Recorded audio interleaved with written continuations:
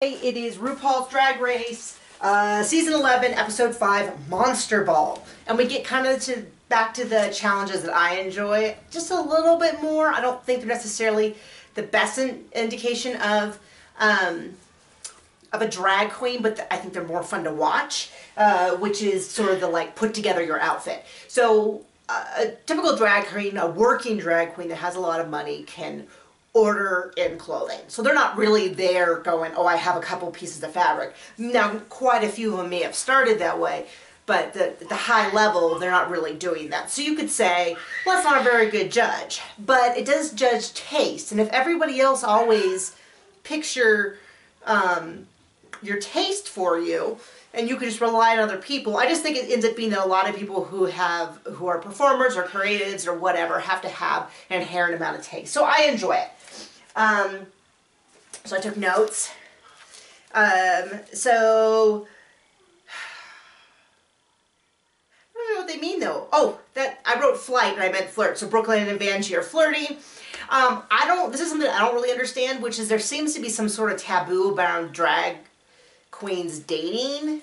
I'd love to hear someone who knows explain to me why that's considered like yucky. But anyway, so they're flirting. It's actually a surprise it's taken this many seasons, 11 seasons plus all of the All-Star seasons for us to see on-screen flirting with someone who's like, I have a legitimate, I guess we saw it with Jinx and Ivy, although it was one-sided, but it's surprising it's taken this long for it to happen on screen. I've heard that they're sequestered for a long period of time and things, you know. Well. Anyway, Ivy, I agree with her, and it's admirable that she is going to people's face and saying things, but I don't know from a long-term standpoint if it's going to help her in this game. Not in this game, in life. So RuPaul's Drag Race is kind of a twofold. One is obviously the winning the $100,000, winning the crown, all that. But it's also a chance to really show who you are to a nation that then allows you to do things like tour the world, book gigs, have people come to your meet and greet, stuff like that. So it is a twofold process. And Ivy is doing the classic thing of you've seen, or Evie, I'm sorry, I called her Ivy. I apologize. I was thinking about Jinx and Ivy and it got in my head. So Evie, Evie's making the classic mistake of watching the show and commenting as a viewer while on the show, which kind of gets a little, viewers don't tend to like as much.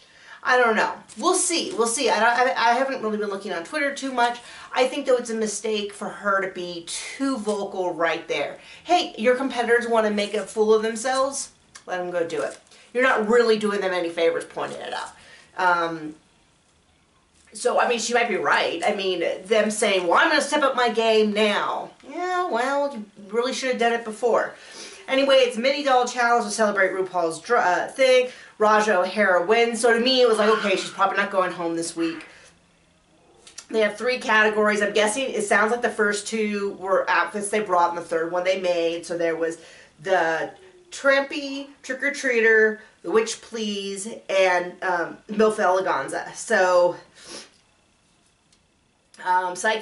Silky's going around talking a bunch. Brooklyn's got that wig, that slick back, 80s slick back, which I think they're eventually, her Brigitte Nelson is what I called it, slick back hair. I think that must be her signature look. I feel like I've seen it a lot, like this is the 3rd or 4th time we've seen it.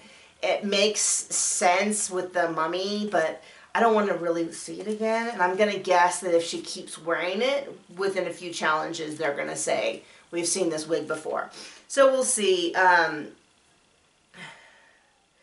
Anyway, so everyone goes. Nina, whose outfit I really liked quite a bit. I would have liked to see her in top. Akaria, Scarlett, who I just could not deal with. Vanjie and Raja were all safe. So, and I don't remember a lot about their outfits. And then we had Plastique. They said they just need a little more personality from her. She's essentially safe. Suga, they seem to have bigger issues with her than I had. I didn't see it quite as much. I wasn't really surprised. Brooklyn to me was a clear winner. Evie, oddly, To me, it sounded like they were saying they loved her T-Rex so much they put her in the top, but there was no way she was going to win because her last look was weak. I didn't think it was that weak, but anyway. Ariel was not a monster, so she was in the bottom. Sugar, they didn't like, and then Silky. My issue with Silky is that all of her outfits to me look the same. It's great when a bigger girl wears body conscious stuff, and so I'm not saying that, you know, she should dress more appropriately for her body. It's just a matter of how many times I've seen her in a skin-tight bodysuit. How many times have we seen her, you know, her, I thought they were going to call her out for her outfit, her witch outfit, looking almost exactly like her horoscope outfit, which was the horns. And now maybe there were different horns, I don't know. And then like this just body, the difference was instead of being a bodysuit, it was a skin-tight body dress. And so I'm getting a little sick of that look. Her bra was sticking out everywhere. It was all uneven, but she won last week. So when I looked at the stats on the computer, I was like, yeah, it makes sense. I know that they judge. I'm happy because they kind of judge on the challenge, but a tiny bit on your past performances. So if she would, since they were all kind of even and she had won, it really made sense that Sugar and Ariel were in the bottom. I like both of them. I think they both have sort of, they both need a little more time to ferment. So they're like loaves of bread. The yeast is not ready yet. Sugar's only been doing it full time for 6 months, so I want to check back in with her for an all-star season in a few years.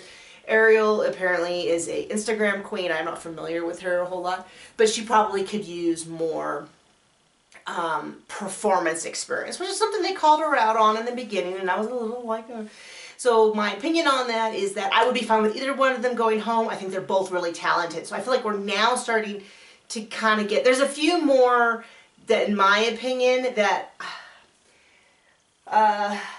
Acaria is one that I'm like, they keep talking about how Silky's on personality. She's loud. I haven't found her to be my cup of tea yet.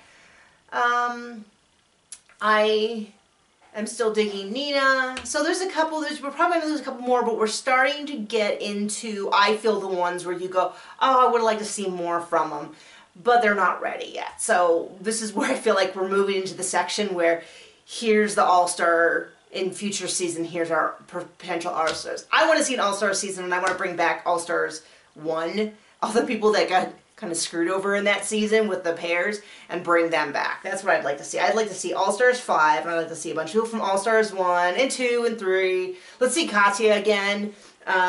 Let's see Benda La Creme, although I don't know what the deal is. I looked it up, and they got them on our website, and it's kind of weird. Anyway, I'm babbling. Tell me who your favorites are, who you think will be next. I think Raja and Acaria are likely to be in the bottom.